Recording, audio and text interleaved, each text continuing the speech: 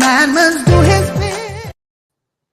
Welcome to another edition of The Public Interest. My name is David Granger, and in this series of programs, we examine various aspects of Guyana's public policy. And today we were dealing with the very important matter of social cohesion. And you can ask yourself the question, why on earth do people oppose the idea of social cohesion? Do they actually believe the opposite? Well, the opposite of social cohesion, of course, is maybe social confusion or division. But why should people oppose social cohesion? And we must understand where we came from and where we're going to, and try to measure or assess the value of social cohesion in a country like ours. When we look back at the colonial period, maybe some of you were not yet born, but European colonialism was not a pleasant experience. It was coercive. It was conflictual. It was discriminatory. It was divisive. In fact, Guyanese, up to the moment of independence on the 25th of May 1966, held few of the very top positions. The Governor General was a foreigner, and he was, commander-in-chief of the armed forces and so on. Although it was by that time a titular position, he had to take the advice of the prime minister. The governor of the Bank of Guyana was a foreigner. The chief of staff of the Guyana Defense Force was a foreigner. The commissioner of police was a foreigner. The people in charge of the bauxite and sugar industries were foreigners. The people in charge of the banks were foreigners. So, people might have asked themselves, what did independence mean if all of these top positions were held by foreigners? On the morning of the 26th of May, it looked very much like the past. Now, at the time of independence, we got statehood, we became a state, and we didn't become a nation. We got statehood, but not nationhood. We created citizens.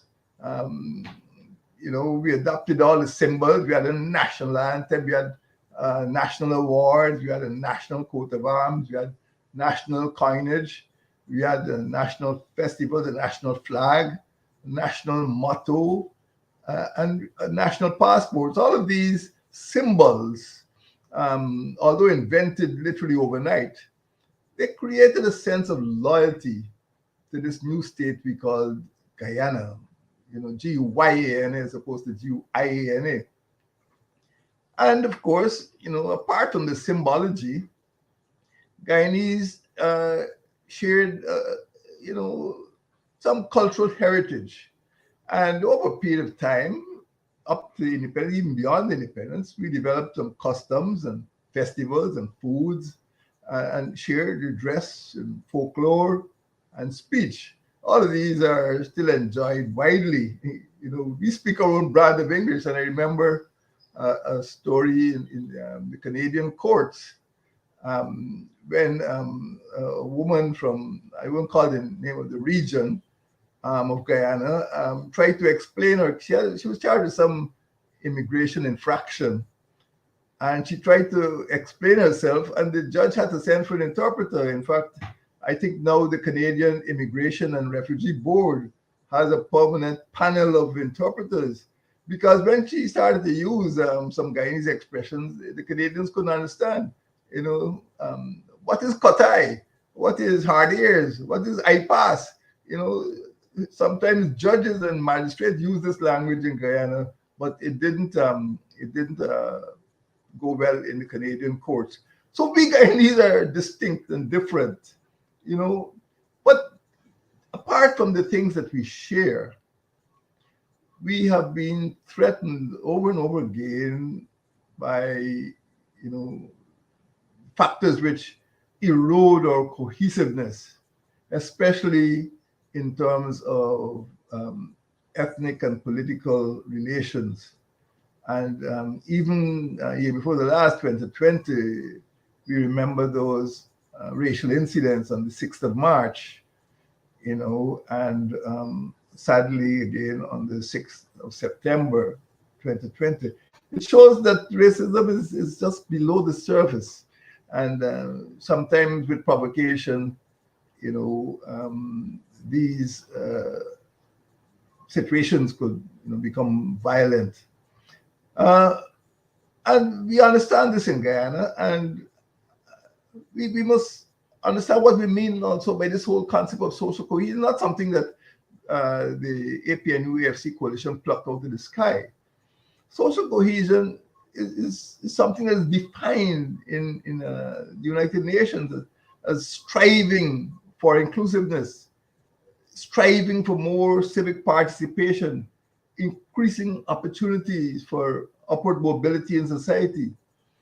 It is strengthened by citizens' belief that they share, that they belong to a moral community that enables them to work with each other and to trust each other. Um, that's all social cohesion is about. Um, our coalition, the APNU AFC coalition, recognized from the start on day one that if we were to move ahead, not only as a coalition, but as a country, we needed to promote a social cohesion policy, not just making a declaration, but mainstreaming social cohesion in governmental operations. We established cabinet level departments of citizenship and social cohesion as concrete institutional foundations for this program of social cohesion. I proposed at the first social cohesion roundtable, and this occurred just in September 2015, a few months after we got into office. We didn't wait. We had a minister of social cohesion and we went straight into it. We must solve social cohesion problem in Guyana. And at that forum in September 2015, I proposed, and if you want a copy of the book that came out, you can send for it.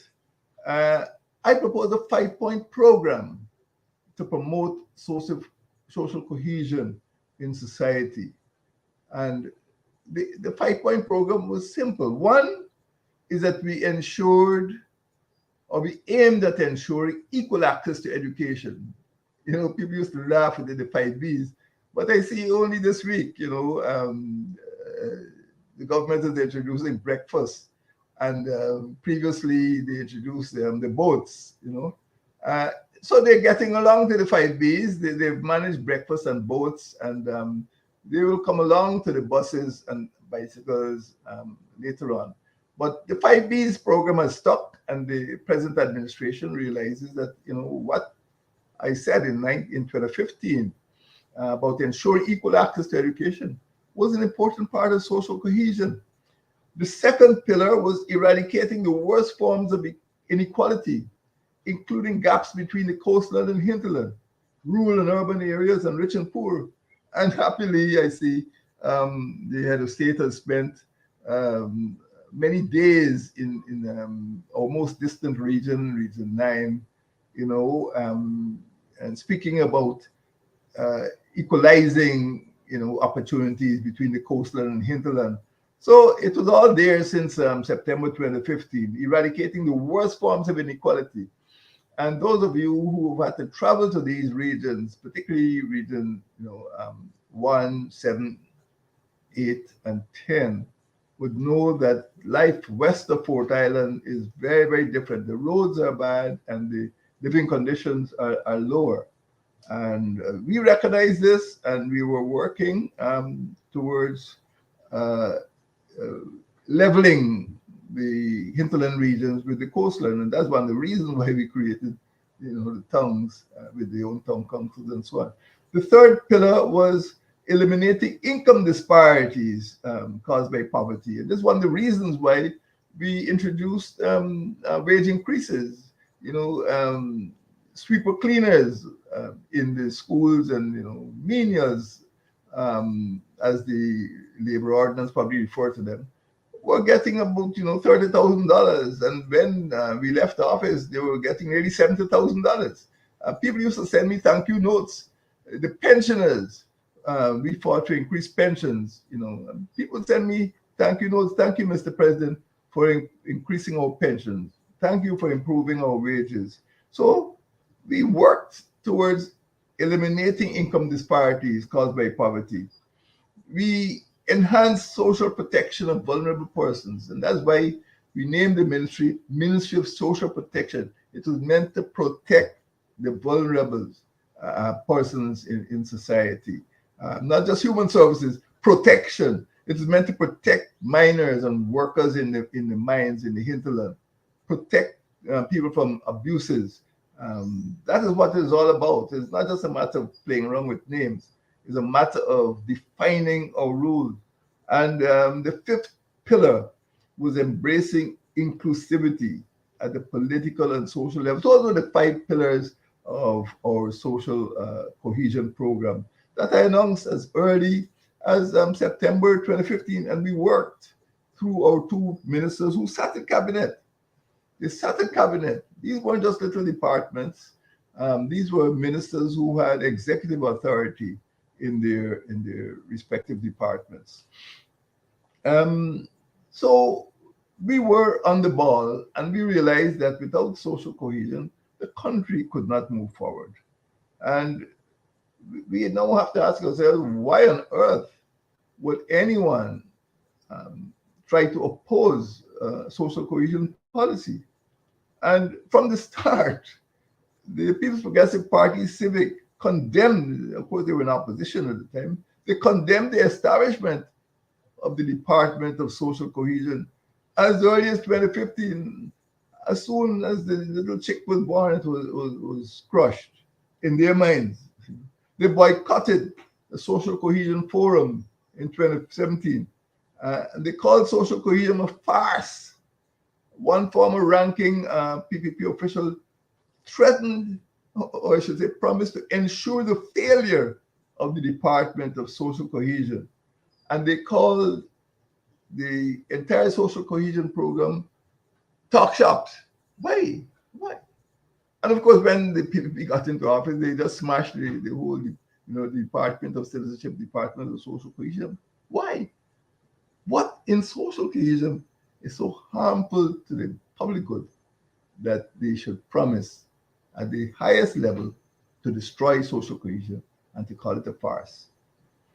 Citizens recall another ranking political official who was accused of practicing institutional racism. They recall how violent protests scorched the rural areas in the aftermath of general and regional elections. Remember the 6th of March, Friday the 6th of March, school children in West Babis traveling peacefully, school children in a bus that everyone knew carried only school children,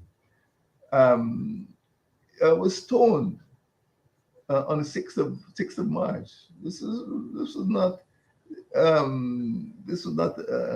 something that was engineered by the coalition. You know who stoned the bus? You know who injured that school child?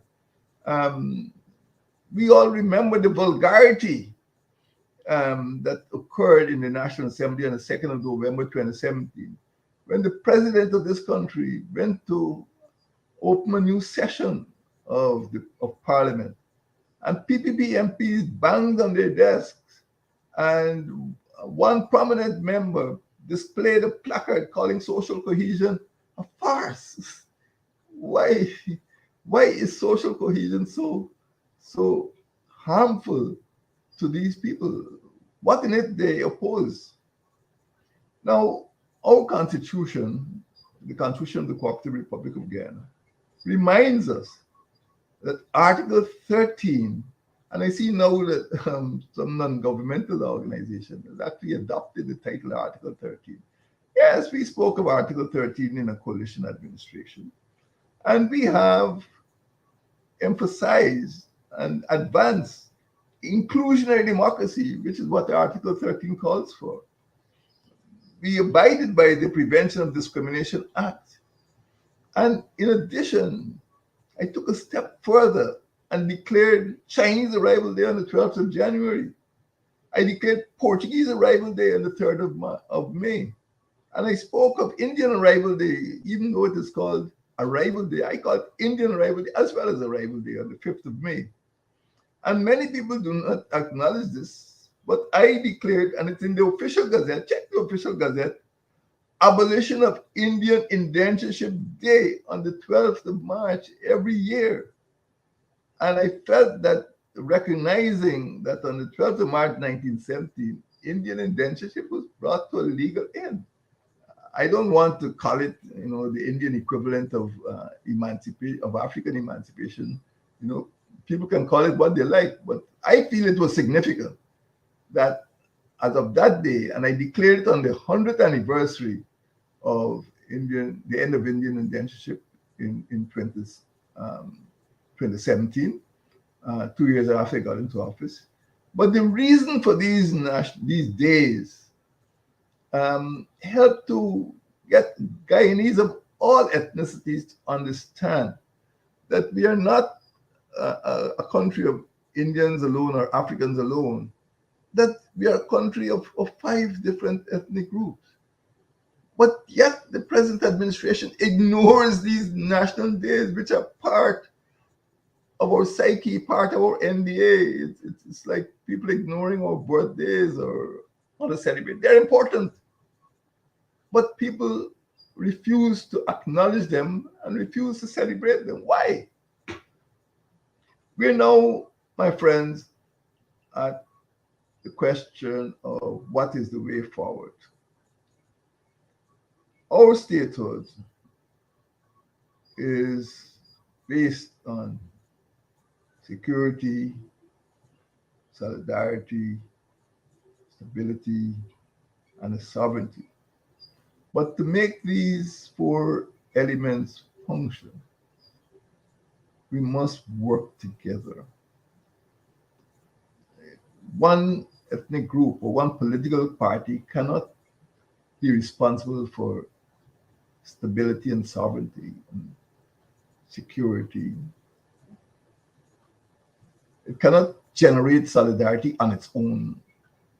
A quarter of the country or half the country cannot do these things on their own. We have to work together.